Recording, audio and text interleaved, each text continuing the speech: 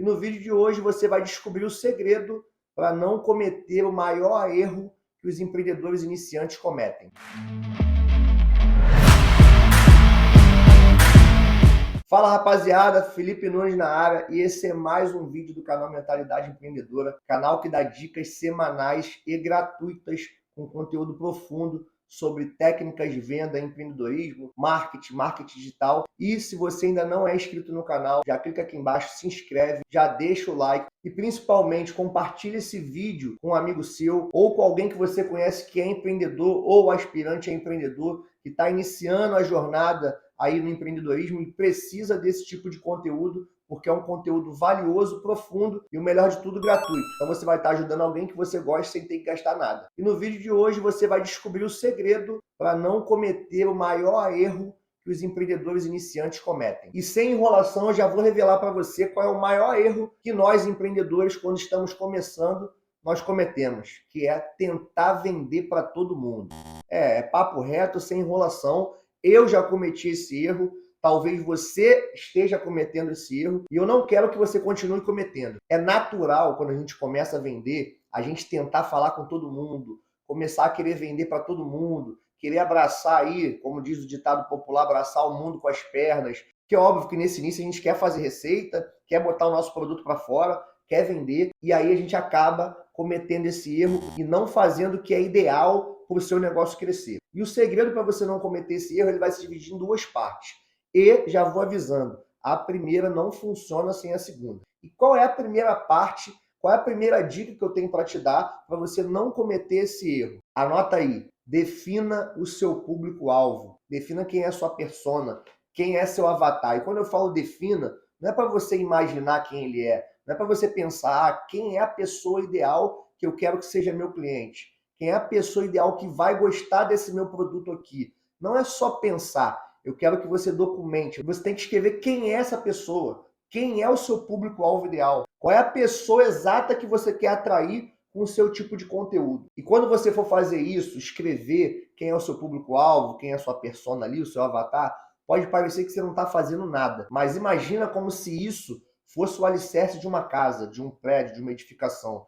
No início ali, quando você está fazendo uma obra, ou quem já viu uma obra acontecer, perde-se semanas, meses, construindo o alicerce, construindo a fundação, a estrutura que vai sustentar ali aquela edificação de pé. E parece que você perdeu semanas, meses ali, e a obra não andou. A obra não começou, porque você só construiu para baixo, construiu o alicerce ali que pouco dá para ver, mas isso faz toda a diferença. Assim como na obra, sem o alicerce, a casa, o prédio ali não se sustenta. Sem você definir o seu público-alvo, o seu negócio não vai se sustentar. Porque tudo no seu negócio, anota isso, tudo no seu negócio vai girar em torno do seu público-alvo. E quando eu falo tudo, é tudo mesmo. É o seu conteúdo, é o seu tipo de postagem, é a sua precificação, é o tipo de produto que você vende, é como você vai se comunicar, quais vão ser os personagens que você vai criar para produzir conteúdo. Então, se você começar um negócio sem ter definido quem é o seu público-alvo, a chance dele fracassar é muito grande. E como a gente define esse raio de público-alvo, Felipe? Você já falou que é muito importante, mas me ajuda aí. Como eu defino meu público-alvo? Primeiro, existem 4 coisas obrigatórias que você tem que saber do seu público-alvo e tem que estar escrito, tem que estar documentado. Primeiro, idade. Qual é a faixa etária do seu público-alvo? O seu público-alvo tem de 18 a 40 anos. Você vende produto infantil, então seu público-alvo é de 5 a 12 anos. Você vende produtos para jovens e adolescentes, que aí é de 14 a 24 anos, a 25 anos. Qual é a faixa etária do seu público-alvo? Qual é a faixa de idade do público que você está se comunicando? Porque você concorda comigo que você se comunicar com uma pessoa de 18 anos é muito diferente do que você se comunicar com uma pessoa de 60? É claro que é diferente. Tem diferença geracional, tem diferença comportamental, tem diferença cultural, inclusive. Então é óbvio que é obrigatório você saber qual é a idade do seu público-alvo. Aí, Felipe, eu tenho que saber se ele tem 18 anos exatamente? Não, é um intervalo de tempo. De 18 a 40, de 20 a 55, de 30 a 60. Lembrando, quanto maior for esse intervalo de tempo, mais pessoas vão ter ali dentro. Porém, isso não quer dizer que isso é legal, porque você pode estar se comunicando de uma determinada maneira para falar com a pessoa ali de 18 a 25, mas se você estipulou que você quer atingir pessoas de 18 a 50 anos, muito provavelmente você vai estar se comunicando, produzindo conteúdo da maneira errada, porque você está tentando se comunicar da mesma forma com uma pessoa de 18 e com uma pessoa de 50. Então, pode ser que isso não dê certo, tá? Vai depender do seu nicho e do tipo de produto que você vende. Qual é a segunda coisa obrigatória que você tem que saber? O gênero dessa pessoa, qual o sexo dessa pessoa? Ele é homem? É mulher? E aí, sem polemizar, que a gente não está falando aqui de orientação sexual, a gente está falando aqui de gênero para você saber como você vai se comunicar, que tipo de produto você vai vender. É claro que se você vende produtos exclusivamente masculinos, você não vai se comunicar com o público feminino. Você não vai direcionar a sua comunicação para o gênero feminino. E o inverso também é verdadeiro. Se você só vende produto exclusivamente feminino, você não vai direcionar a sua comunicação e os seus conteúdos diários para o público masculino. Ah, Felipe, mas e se vier a namorada do meu cliente querendo comprar um produto para ele, eu não vou vender para ela? Você vai vender para todo mundo.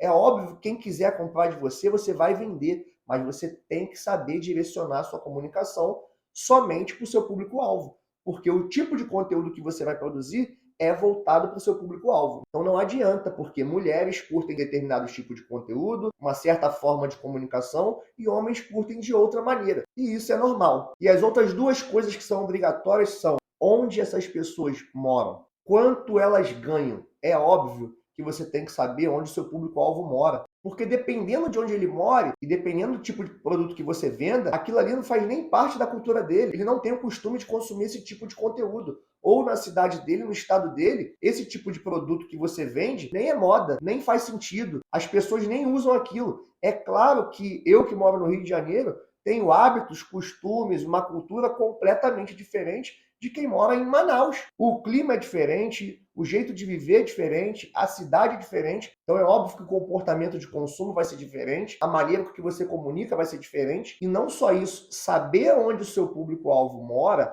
onde eles vivem, vai impactar diretamente na sua distribuição. Porque se você for vender do Rio de Janeiro para Manaus, para começar, você já não vai poder ter sua motoboy para entregar. Como é que você vai entregar via motoboy em Manaus? Então você vai precisar dos correios, você vai precisar de uma transportadora. Então é obrigatório que você saiba onde o seu público-alvo mora e quanto ele ganha. Por quê? Porque isso vai impactar diretamente na precificação do seu produto.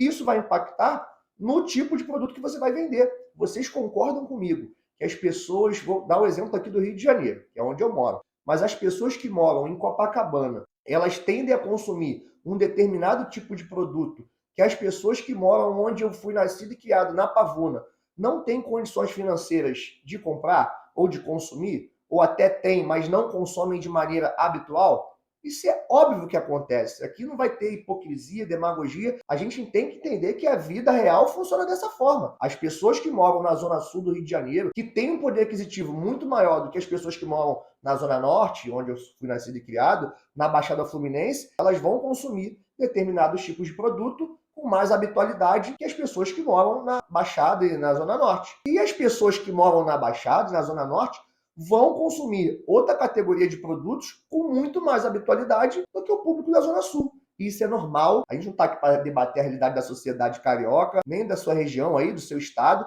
A gente está aqui para entender onde e quanto ganha o nosso público-alvo, para saber que tipo de produto é ideal para a gente vender para aquele público. E se você está aqui nesse vídeo até agora e ainda não compartilhou esse conteúdo, não se inscreveu no canal e não deu like, faça isso agora, porque isso ajuda o algoritmo do YouTube a entender que esse conteúdo é relevante. E dessa forma o algoritmo vai distribuir isso para mais pessoas que curtem conteúdos como esse e você vai estar ajudando outras pessoas de maneira gratuita e vai me ajudar também, né? Pelo amor de Deus. Clica aqui já então, se inscreve e deixa o like. E agora você já aprendeu os 4 elementos obrigatórios que você tem que saber sobre o seu público-alvo. É óbvio que existem vários outros elementos que você pode saber e seria muito interessante que você soubesse sobre o seu público-alvo. Mas esses 4 que eu falei são obrigatórios. Agora eu vou citar 2 aqui rapidamente, porque depende muito do seu nicho. Por exemplo, você tem um produto único e exclusivamente para dentistas. Então, no seu caso, é óbvio que você tem que saber qual é a profissão do seu público-alvo. Então, se você tem um produto muito nichado, muito específico para determinadas profissões ou para uma profissão só, é obrigatório para você saber a profissão do seu público-alvo. A mesma coisa se você vende produtos religiosos. Você tem que saber qual é a religião do seu público-alvo, senão não faz nenhum sentido você vender esse tipo de produto tentando acertar todas as religiões. E para finalizar o assunto público-alvo, você tem que saber quais são as dores e os desejos do seu público-alvo, quais são os sonhos que o seu público-alvo tem, quais são as dores do seu avatar, da sua persona. Você tem que saber disso para você conseguir atender esses desejos, para você conseguir cessar essas dores, resolver os problemas dos seus clientes. É isso que a gente está aqui para fazer, ou resolver um problema ou satisfazer um desejo. Então você vai documentar aí, 10 dores e 10 desejos do seu público-alvo para você conseguir, na hora que você estiver conversando com o cliente, identificar: esse cara aqui é o meu cliente ideal, esse cara aqui é o meu público-alvo, porque ele vai te contar uma inspiração dele, ele vai te contar um desejo que ele quer satisfazer, ou então ele vai te contar uma dor que ele está sentindo e que o seu produto vai resolver. E assim você vai conseguir identificar na hora quem é o seu cliente ideal. E a segunda parte do segredo para você não cometer esse erro de querer vender para todo mundo é definir o place. Place, praça, local onde você vai vender, é tudo basicamente a mesma coisa. No final das contas, você tem que saber onde você vai distribuir o seu produto. Ou seja, você vai vender para o Brasil todo? Você vai vender só para a sua cidade? Você vai vender para o seu estado como um todo? Você tem que definir isso. Ah, Felipe, eu quero vender para o mundo todo. Será mesmo que você, começando agora com o seu perfil no Instagram, começando a vender os seus produtos online, você vai conseguir vender para o mundo todo? Ah, Felipe, eu consigo. Eu não consegui. Então, não vou ensinar você a fazer dessa forma, porque eu não fui capaz de fazer isso. E a maneira mais assertiva de você conseguir, no futuro, vender para o mundo todo, é você começar a vender para o seu bairro, para a sua rua, para a sua cidade, para o seu estado, para a sua região aí, norte, nordeste, sudeste, centro-oeste, depois vender para o Brasil todo, depois vender para o Brasil e mais um país. Você não vai conseguir vender para o mundo todo se você não conseguir vender para toda a sua cidade. Então, começa vendendo para o seu bairro, começa vendendo para a sua cidade, porque isso vai te fazer economizar muito no início. Economizar com entrega, economizar com frete, economizar com imposto, economizar com suporte, porque às vezes seu produto vai dar um defeito, o cliente vai ter que enviar de volta para você, você vai custear o frete de retorno, vai custear o frete para entregar novamente. Então começa vendendo de acordo com a sua capacidade inicial, tanto de caixa quanto de expertise. É muito mais fácil você conhecer a pessoa do seu bairro, o que ela gosta, o que ela não gosta, quais são os hábitos dela, aonde ela passa o final de semana, onde é o pontezinho ali do bairro, do que você conhecer as pessoas do seu estado inteiro. Então vamos lá, vamos dar um exemplo aqui de uma loja de esfirra. Vamos supor que você abriu uma lojinha de esfirra e você faz um delivery aí. Você abriu na sua própria casa, você não tem atendimento presencial e você abriu esse delivery aí na sua residência. Qual é a praça, qual é o place do seu produto? Onde você vai entregar? Aonde você vai distribuir? Você vai distribuir aí, no máximo, no seu bairro. No máximo uns 10, 20 quarteirões de raio. Você não vai entregar no outro lado da cidade. Agora imagine que você está expandindo. Você abriu um novo centro de distribuição no centro da cidade. Aí sim, você consegue começar a expandir o seu raio de distribuição. Porque é óbvio que você não vai enviar uma esfirra pelos correios. É óbvio que você não vai enviar uma esfirra de avião para outro estado. Então o seu place, a sua praça, vai depender do seu produto, vai depender da capacidade de distribuição que você tenha, mas uma coisa que você não pode fazer é iniciar o seu negócio sem saber aonde vai ser a sua praça, sem saber para qual local você tem capacidade de distribuir. E por que eu toquei no assunto sobre a capacidade de distribuição? Porque o seu place ele vai influenciar diretamente nos seus canais de distribuição. Porque eu vou pegar o meu caso. Eu já vendi para todos os estados do Brasil. Existem alguns que eu já eliminei, por questões fiscais, por custos de frete, enfim, não é o assunto aqui. Mas para eu vender daqui do Rio de Janeiro para Manaus, eu não posso ter só o canal de distribuição via motoboy, porque o meu motoboy não vai daqui para Manaus fazer uma entrega. Eu tenho que ter parceria com uma transportadora, tenho que ter parceria com os correios. Ah, Felipe, eu quero começar vendendo e entregando só via motoboy aqui no meu bairro. Ótimo, foi assim que eu comecei, é assim que eu aconselho você a começar. Então é muito importante você definir isso no início e é óbvio que não há impeditivo nenhum de depois você ir evoluindo, avançando e expandindo os seus canais de distribuição e expandindo a sua praça, expandindo o seu raio de ação. E é óbvio que isso faz toda a diferença para o seu negócio. Onde você vende o seu produto, onde você posiciona ele, influencia até na precificação. Eu vou dar um outro exemplo que eu tomei conhecimento através de um influencer. Eu não sei quem é, mas se eu lembrar, eu deixo os créditos aqui. Ele contou o relato de um cliente dele. Ele prestou uma consultoria empresarial para esse cliente e o cliente dele era dono de uma das maiores lojas da Mitsubishi. Mitsubishi, montadora de carro, que vende carros que na maioria das vezes, ou nenhuma das vezes, são carros populares. Então é para um público que tem um poder aquisitivo maior. E enquanto rolava a consultoria, ele fez algumas perguntas para esse cliente dele, e uma delas foi quais eram os benefícios que os vendedores dali daquela loja tinham, trabalhando para ele. E dentre os benefícios, ele falou, poxa, eles têm um Gym Pass, né? Aquele passe livre lá para academia, que a empresa custeia ou tudo, ou na maioria das vezes uma parte, e o colaborador, o vendedor ali, ele pode malhar, treinar numa determinada rede de academia. E aí ele falou, olha, a gente tem esse benefício aqui para o nosso vendedor, e eles podem treinar tranquilamente ali na rede de academias tal. Não vou falar aqui o nome da rede, mas é uma rede grande, mas apesar de ser grande, o público que frequenta essa rede não é o público A+, pica das galáxias, que tem dinheiro pra caralho. Não é esse público. É um público com um poder aquisitivo menor. E aí esse influencer teve a brilhante ideia de pedir para o dono desse negócio modificar. Falou, olha, a partir de hoje os seus vendedores não vão treinar mais nessa rede de academias tal aqui. Eles vão treinar nessa rede de academias aqui. E por que ele fez isso? Porque ele sabia que o público-alvo da Mitsubishi, os potenciais clientes da Mitsubishi, do tipo de carro, de quanto custa o carro da Mitsubishi, ele sabia que esses clientes não estavam treinando nessa rede de academias aqui. Eles estavam treinando nessa rede de academias aqui, que é muito mais caro, então automaticamente as pessoas que treinam lá têm um poder aquisitivo maior. E é óbvio que é muito mais fácil para o vendedor, estando inserido lá naquele meio, no meio dessas pessoas que tenham esse poder aquisitivo, é muito mais fácil para eles fazerem network, conhecerem potenciais clientes e converterem uma venda. Resultado disso, depois de alguns meses, 3 meses ou 6 meses, não me lembro agora o tempo exato, essa loja da Mitsubishi específica dobrou o faturamento por uma simples mudança de onde o vendedor ia treinar, que não mais nessa rede de academias aqui, mas nessa aqui. Para quê? Para ele estar inserido onde o cliente dele está.